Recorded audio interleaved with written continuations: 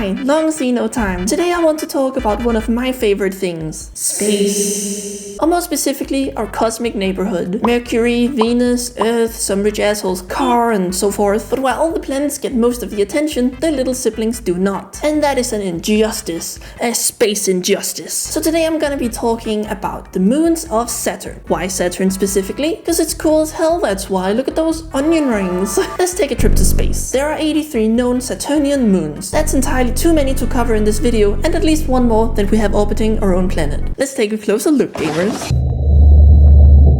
Titan lives up to their name. Out of all of Saturn's 83 moons, it takes up 96% of the mass. Now that's a moon that's been eating their vegetables. It's the same size as Mercury and even bigger than our own moon. But unlike our dumb, dusty, weatherless, possibly hollow moon, Titan is very cool. Literally. The average temperature is minus 180 degrees Celsius or minus 292 American units. But despite the severe coolness, there are oceans, rains, dunes, clouds, and all sorts of other cool stuff that we can find here on Earth. The thing is though, the oceans are made of liquid methane, and the clouds are made of methane and some guy named Ethan? I'm talking about ethane, I just made a very bad joke. The clouds and atmosphere look absolutely beautiful, and if you don't think so, then I'm sorry to inform you that you smell bad. Take a shower. So what else does Titan get up to? It spins around Saturn in just about 2 weeks, and it is tidally locked, just like our moon. The atmosphere is also up to no good. Like Venus, Titan's atmosphere spins much faster than the moon itself. What the fuck is up with that? It's nice that it has an atmosphere though, so unlike every other moon ever. Titan is not like the other girls. Here's a real picture of its surface. I'm excited for the day when non-piss colors get introduced to Titan. All in all, Titan is a good boy, and I would love to visit there someday, as long as I bring a winter coat.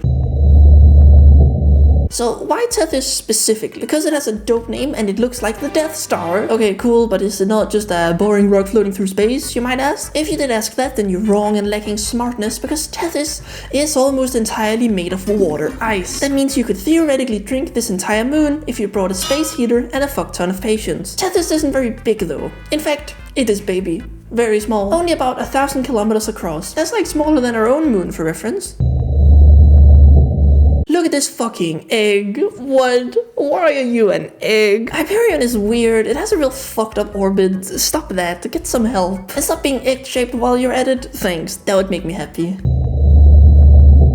Enceladus is ice cold. Why? Because it's made of cheese. Just kidding, it's made of water ice, but imagine if it really was made of cheese. But it's not just ice all the way through though. No. It has oceans underneath that dummy thick ice cap and frequently spits out water through geysers. Or geysers if you're homosexual. It is also pretty small. Here it is compared to a duck. Speaking of ducks, Enceladus has the potential to inhabit life because of all that ocean. I would personally love to meet a hot space fish from Enceladus. Finally, we can get some Enceladus-y.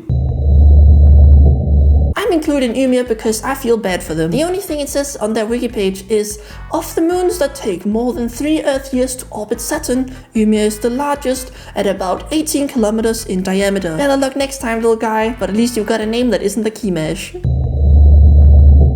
Mimas looks fucking terrifying. It's looking at me. Stop.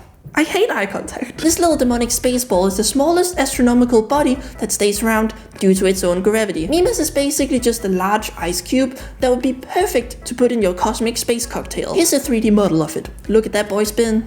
Look at that boy spin.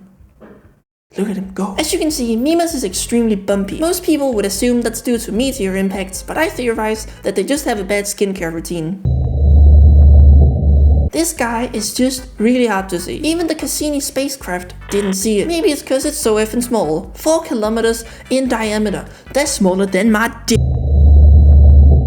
Methone? Methone? Methone? This moon is very smooth and elongated. Look at that smooth elongated moon. A smooloon, if you will. It's okay if you won't. I think the funniest part of reading about Methone is that it's called a moonlet. And that really sounds like an insult to me. You fucking moonlet. It also has an eccentricity of 0.0001. Catch me being egg-shaped and mildly eccentric.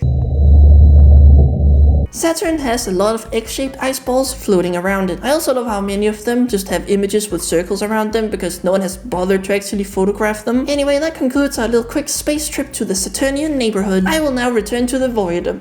Wait, I'm already in the void. Oh. I guess I'll see you later then. Tethys. Oh, I've never really said this out loud. Tethys. My Danish tongue cannot curve in the ways to pronounce Tethys properly.